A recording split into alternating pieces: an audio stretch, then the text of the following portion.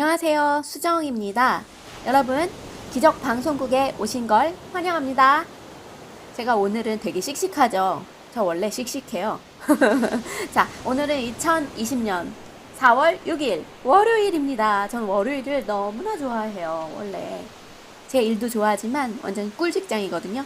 그런데 날짜는 월요일을 제일 좋아한답니다.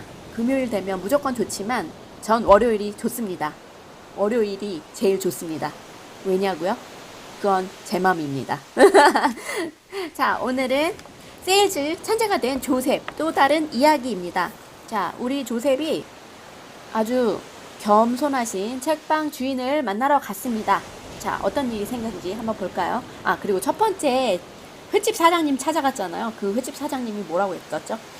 나 여기서 25년간 회를 쳤어. 막 이랬죠. 그 사람은 칭찬을 받고 싶어 했던 사람이에요. 그죠? 나 이런 사람이야. 이러면 칭찬해줘야 돼요. 자, 요번에는 어떤 사람인지 한번 봐요. 자, 두 번째 요정은 헌책방 주인이었다. 그는 책장 사이 좁은 공간에 앉아 자판기 커피를 마시며 책을 읽고 있었다. 헐, 책장 사이에 되게 좁잖아요. 헌책방은.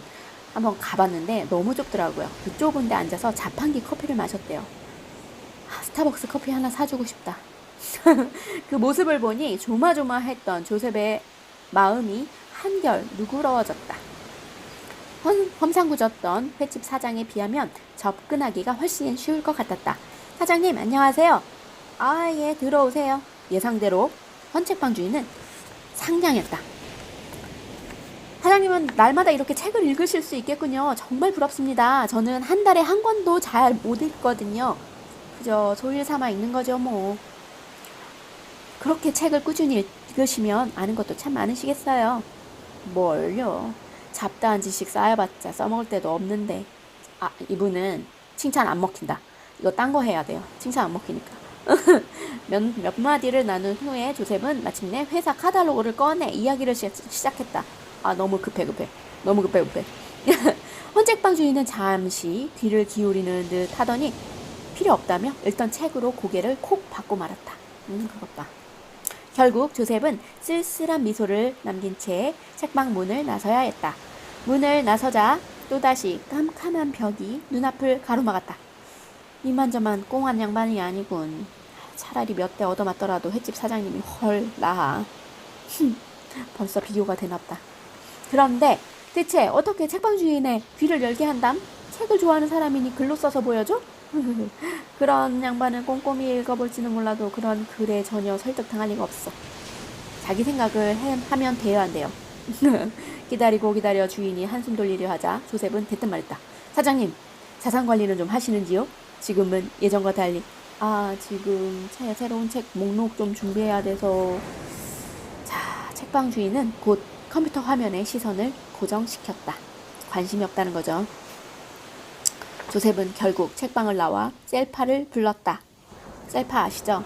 그 게이머입니다. 셀파, 무슨 방법이 없을까?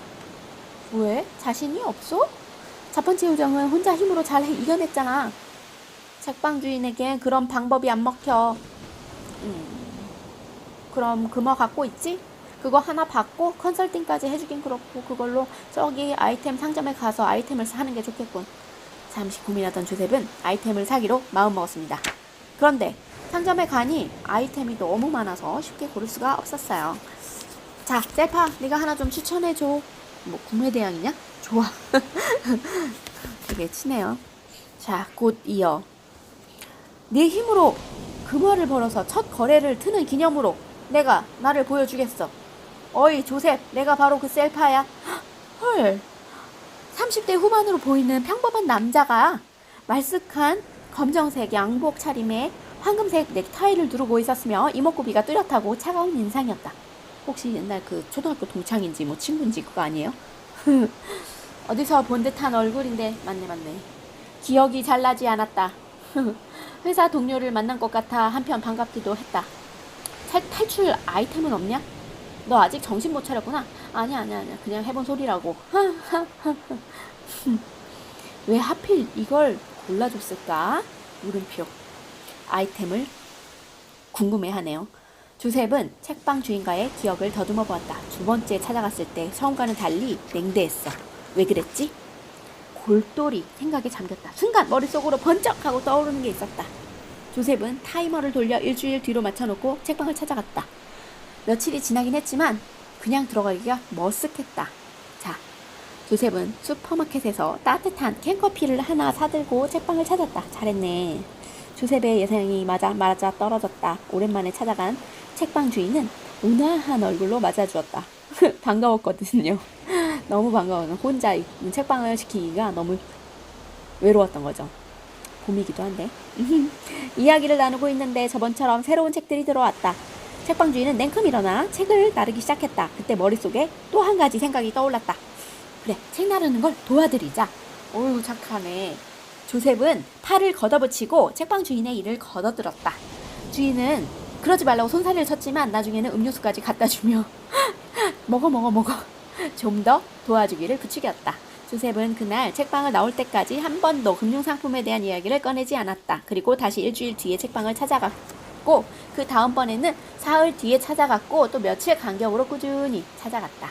이야기를 하며 조셉은 책방 주인과 자신의 공통점을 찾으려 했다. 책방 주인도 어느새 조셉과 아주 오래된 사이처럼 자신의 속 이야기도 주저없이 하고 있었다. 그런데 자네, 처음에 날 찾아왔을 때 무슨 요건이 있었던 것 같은데?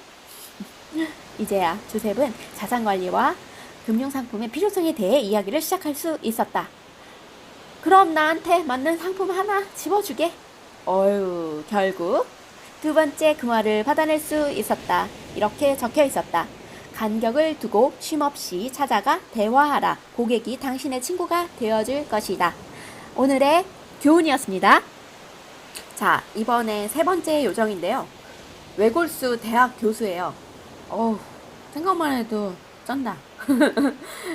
자, 대학 교수님은 우리 마철학과 그 현숙 교수님처럼 되게 편한 교수님이 없어요. 그쵸? 대학 교수님들은 조금 그래요.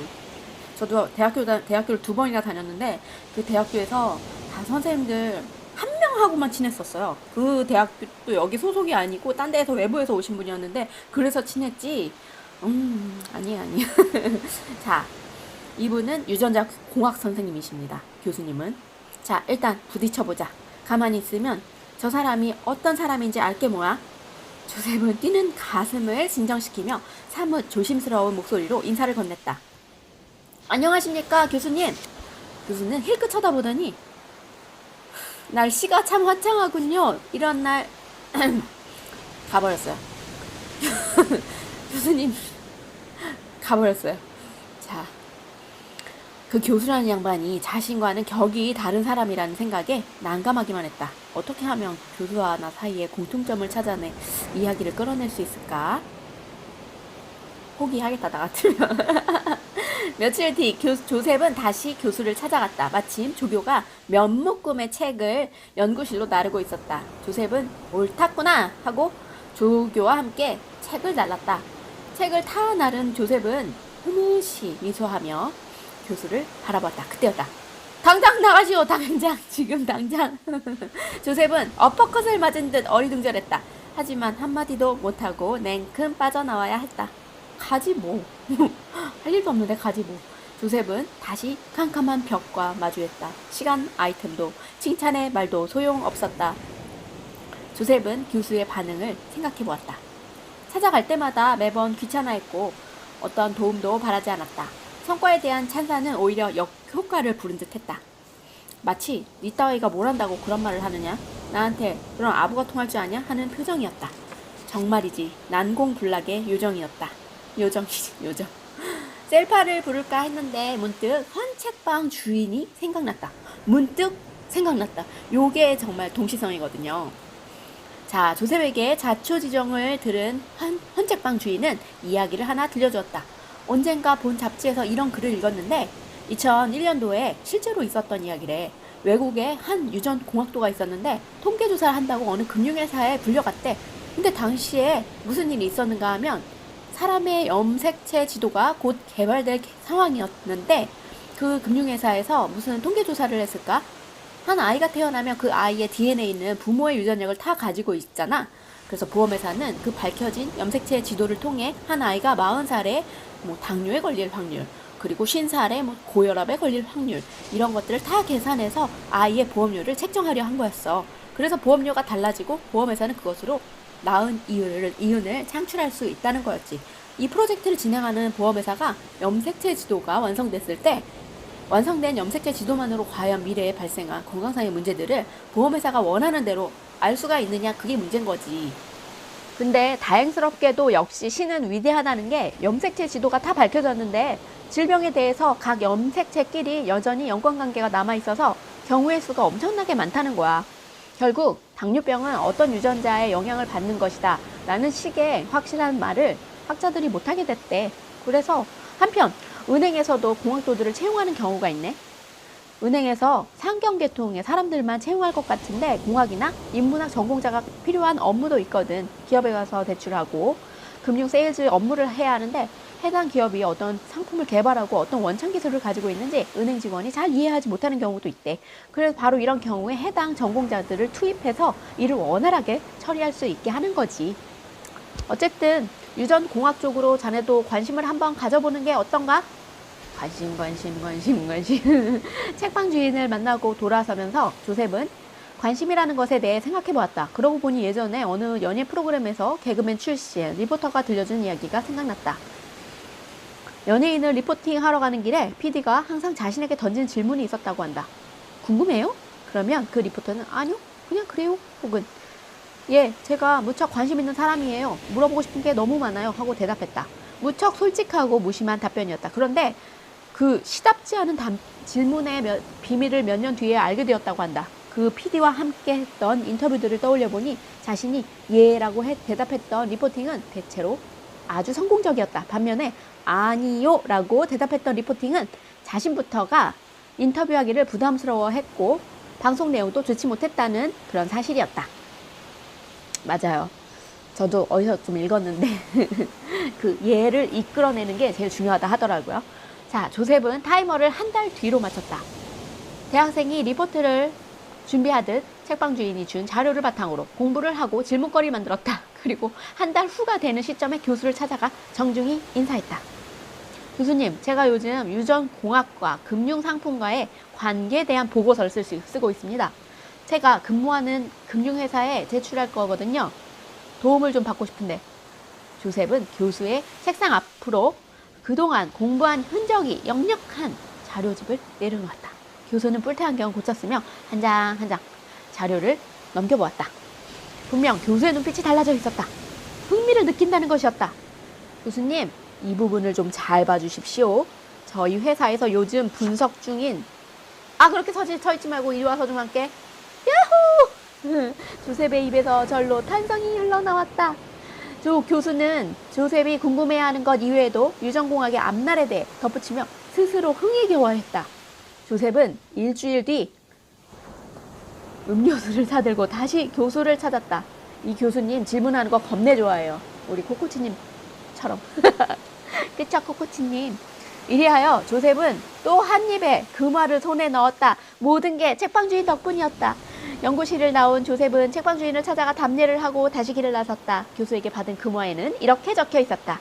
고객에게 배운다는 마음가짐으로 고객의 관심사에 대해 공감대를 형성하라. 감사합니다, 여러분. 사랑합니다. 자, 기적방송국의 크리스탈이었습니다. 오늘도 안녕.